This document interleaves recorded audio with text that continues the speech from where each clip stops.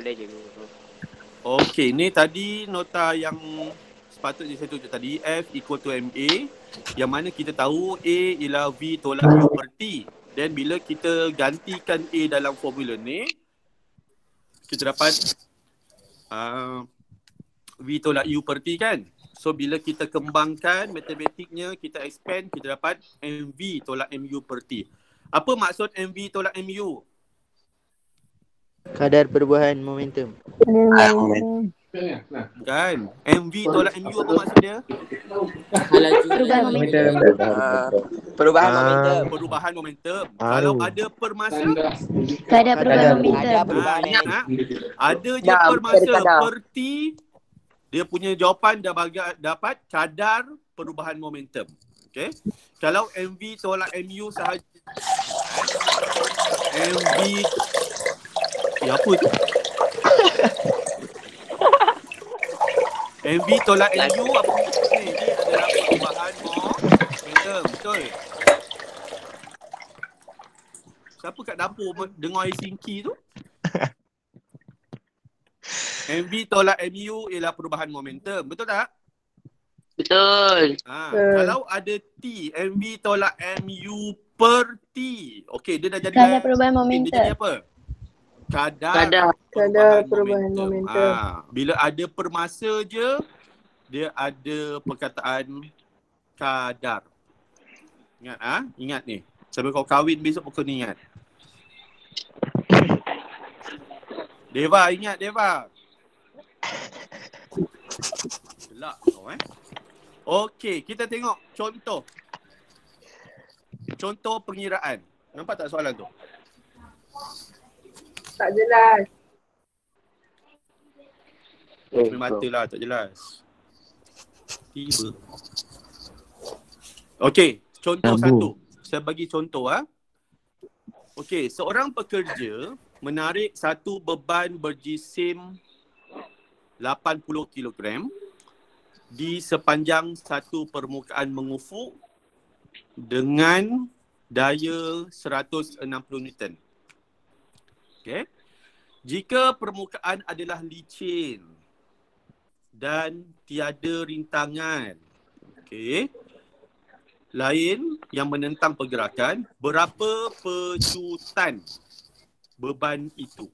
Okey. Bila awak dapat soalan, awak boleh bulatkan ataupun awak boleh underline mana-mana maklumat yang penting. Okey, sekarang yang penting adalah jisim 80 kg. Daya 160 Newton. Dia tanya pecutan. Boleh? Faham tak cerita ni? Faham. Faham. Okey, menarik. Allahuakbar. Pertama, apa saya kata? Kalau kita buat soalan kira-kira, apa kita nak buat perkara pertama?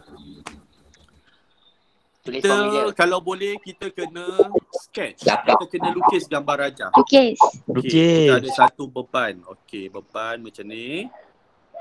Okey. Beban Berjisim ditolak 80 kg. Okey, tulis 80 kg. daya Seorang tolak pekerja menarik. Okey, awak ada orang. Okey, awak tarik. Tarik ke arah sana lah kan? Betul tak? Bila kita tarik, maksudnya kita memberi satu daya, betul tak? F kan? Betul. Tarik. Okey. So, F kita berapa kat sini? Dalam soalan ni, F dia berapa? 160. 160 Newton. Okey.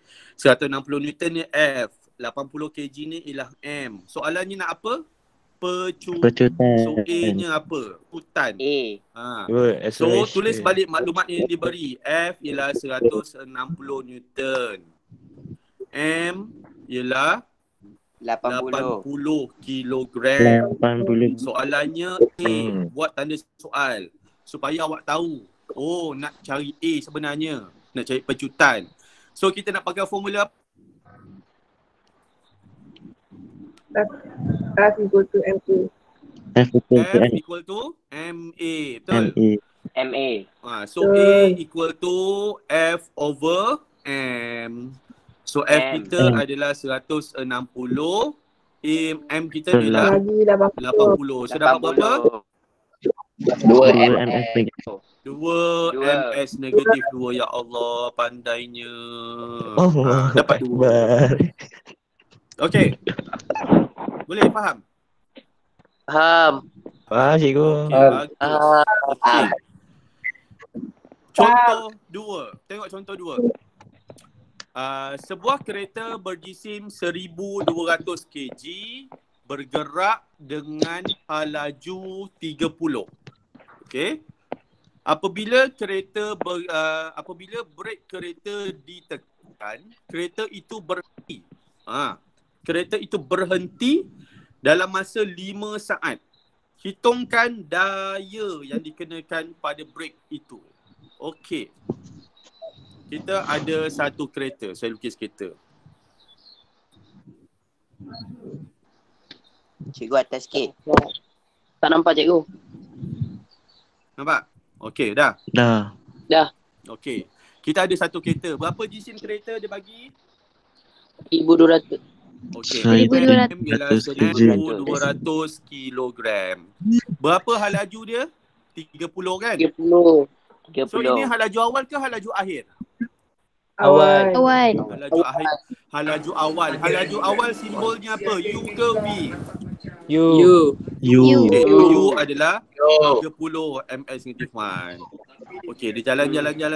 Kemudian apa berlaku pada kereta ni? Dia break. Dia berhenti. Dia stop. Tekan brake. Bila tekan brake, kereta tu akan berhenti, betul? Kosong. Kereta tu akan berhenti. Kosong V. Sekejap okey. Kereta tu akan berhenti. Bila dia berhenti, apa jadi? Laju akhir kosong. Laju akhir dia kosong. Apa laju akhir simbol? V. V dah jadi kosong. MS negatif 1. Betul? Okey. Berapa jisim kereta tadi? 1,200. 1,200 kan? Jisim kereta tak berubah lah kan? Kau berhenti ke, kau terpelanting ke, jisim dia sama kan? Okey, antara U30 V0 ni, berapa masa yang diambil? 5 saat. 5 saat. So T equal to 5 saat. Okey. Ini cerita dia. Awak kena clear Okey, soalannya nak apa? Soalannya nak berapakah daya? Okey, berapakah daya? So F apa? Okey. So nak pakai formula apa kelas? F equal to MB tolak MU. F equal to MA. Okey, right. Okey. Ramai Part F. F equal to M ada? M kereta ada? Ada. M kereta ada. A kereta ada tak? Ada. A. Patut ni kena cari. A. Pecutan Kena ada? panggil lah sikit. Pecutan tak ada. Pecutan kita kena cari dulu. Baru boleh. Okey. Macam mana nak cari pecutan? A equal to, kita ada V, kita ada U, tolak U. kita ada T. So A, V tolak U per T. Ya Allah. Lepas ni dah boleh ajar saya pula. Then kita substitute. V kita berapa kelas? V kita adalah Kosong. tolak Kosong. kosong 30. T kita berapa T? 30. 5. 5. So dapat berapa? 6. Negatif 6. Negatif 6 kan? 6. Negatif 6. MS negatif 2. Okey. Kenapa dapat jawapan negatif? Dia banyak pecutan. Sebab Kereta tu dia tekan brake, kereta tu perlahan, betul tak? Dia mengalami nyah pecutan. Kan? Sebab dapat negatif kan? Okey, so dah ada M, dah ada A. A kita dapat negatif 6. So boleh kita selesaikan? So F ialah MA. So M kita 1,200 gram. A kita berapa A? Negatif 6 ke 6? Negatif 6. Negatif 6. negatif 6. Kalau dapat tulis negatif So 1,200 darab negatif 6 berapa? Tekan kalkulator. Negatif 7,200. Negatif 7,200. So negatif jangan lupa negatif 7,200. Apa unit untuk force? Newton. Newton. 7,200 Newton. So ini ialah jawapan akhir awak. Ya. Boleh? Okey. Boleh tak? Boleh. Okey, nak tanya apa? Boleh. Sofa nak tanya apa? Sofa nak tanya apa? Ada soalan? Faham cikgu? Cikgu untuk masa. Seorang. Siapa? Cikgu untuk masa tu kena pastikan dia saat kan? Yes. Masa ni mesti dalam saat. Alright. Mesti dalam saat. Kalau dia bagi dalam minit, tukar dalam saat dulu. Kan awak akan salah. Cikgu. Okey. Lagi soalan lain? Cik, soalan cik. Ahmad Akmar. Apa ni? Any question? Cikgu, Ya. apa kaitan ni dengan yang tadi tu? Yang Yang berkadar mana? songsang dan terus. Oh, tak ada. Yang ini, mana tadi? Yang ini, saya nak ajar awak. Apa-apa equation pun, nanti senang. Kita nak tahu, bila dah tahu hubungan dia berkadar songsang atau berkadar terus, awak senang nak buat satu prediction. Prediction apa? Satu jangkaan. Okay? Nanti awak akan jumpa pelbagai formula. So, bila dalam formula tu, dia akan tanya, contohlah contoh. Saya akan bagi contoh formula yang susah-susah sikit.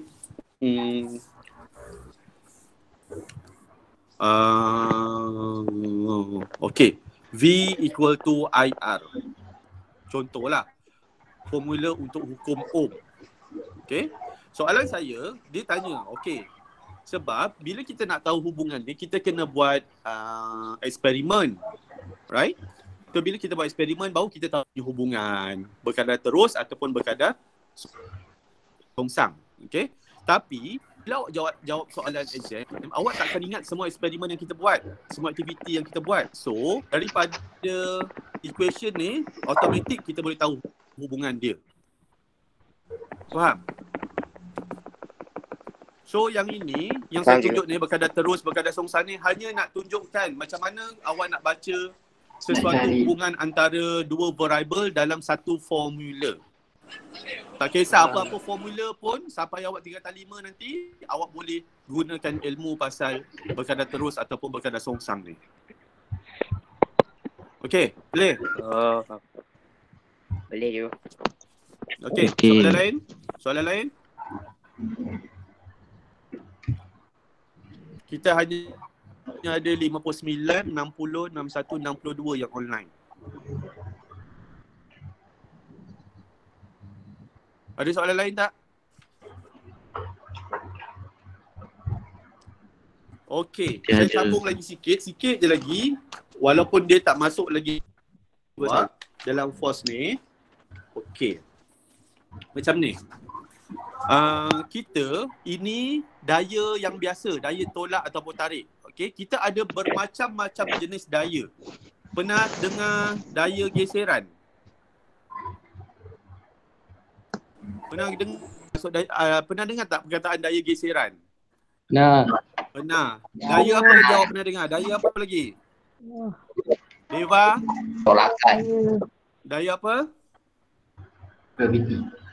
Daya Apungan. graviti. Yes. Daya graviti. Lagi daya apa lagi? Apa Apungan. lagi awak pernah dengar? Nama Apungan. daya. Daya apungan. Ya Allah, bagusnya. Lagi. Daya apa lagi? Apa lagi jenis daya yang awak Daya tolakkan dan tarikan. tahu? Daya tarik. Daya? Kinetik. Apa menarikkan? Kinetik. Daya apa? Kinetik. Daya kinetik. Daya tarikan, tolakan. Daya tarikan ataupun daya tolakan. Okey, good. Lagi. Daya apa lagi? Daya apa lagi awak tahu? Tak. Ini yang awak tahu Ada lagi? Okey, yang saya nak tunjukkan kat sini ialah apa? Bila kita belajar daya, okey. So ini adalah contoh jenis daya yang awak tahu. Kita ada daya Daya geseran, elastik. ada daya graviti, ada daya apungan, ada daya tarikan, ada daya tolakan. Macam-macam jenis daya je. Okey, Daya saya bagi lagi kinetik. contoh. Kita ada apa? Daya elastik. Apa Deva? Daya Da- apa? Elastik. Elastik. Daya elastik. Daya Hmm. elastik. Daya ke? Kan tenaga. Daya kita ada daya Elektromagnet.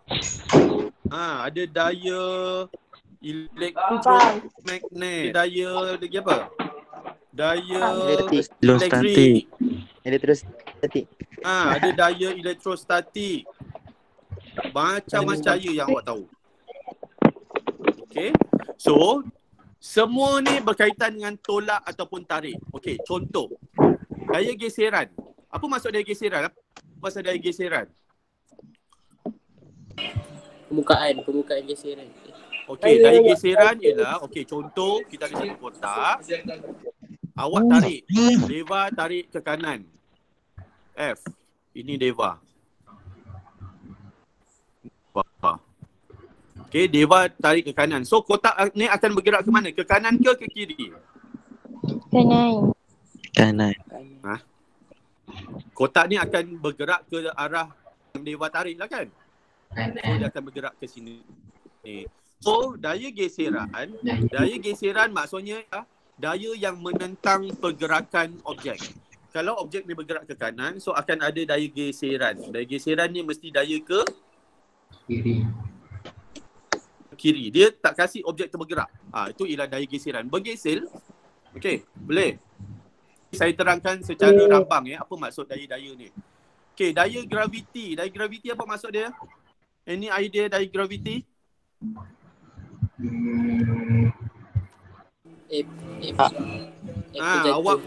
Awak dekat rumah, awak gumpal sehelai kertas, awak lepaskan. Apa jadi pada kertas? Jatuh ke bawah. Kenapa dia jatuh ke bawah? Tarikan graviti.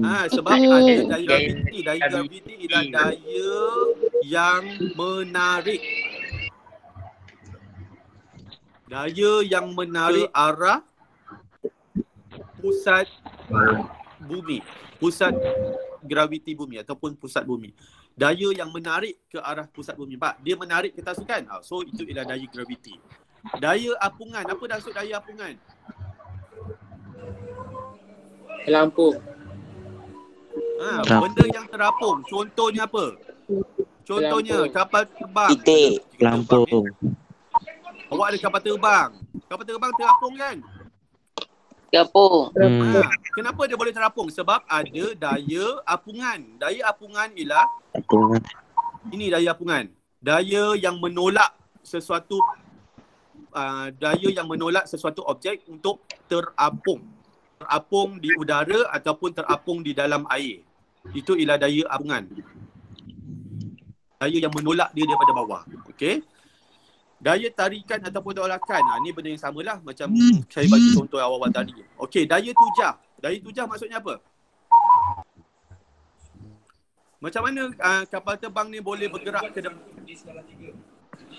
Sebab dia ada satu daya yang tolak dia ke depan. Daya kita panggil sebagai daya tujah ke hadapan. Okey. Daya elektromagnet. Awak dah belajar kan elektromagnet? Dah. Pernah? Dah kan? Okey. Macam mana dynamo basikal? Pernah tengok tak dynamo basikal? Pernah. Macam mana daya yang bergerak, benda tu boleh bergerak, hasilnya menyebabkan dia dia apa? Menghasilkan arus elektrik. Okey, daya elektromagnet yang paling senang sekali dekat sekarang yang dalam bilik tu apa? Contoh. Apa bertukang tu? Daya elektromagnet. Awak tengok dekat ceiling tu ada apa? Kipas kan? Ada. Macam mana kipas tu boleh bergerak? Kipas tu bergerak disebabkan oleh daya elektromagnet. Daya dalam kipas tu ada motor. Motor tu bergerak disebabkan oleh daya elektromagnet yang terhasil. Okey. Daya elektrik pun. Daya elektrik adalah daya antara dua cas. Kalau cas tu sama, apa jadi pada daya elektrik? Menolak ke menarik? Menolak. Menolak. tolak. Tentu Tolak je. ialah daya, betul tak? Kalau cas tu berlainan, dia akan menarik. Tarik. Daya elektrostatik apa maksudnya?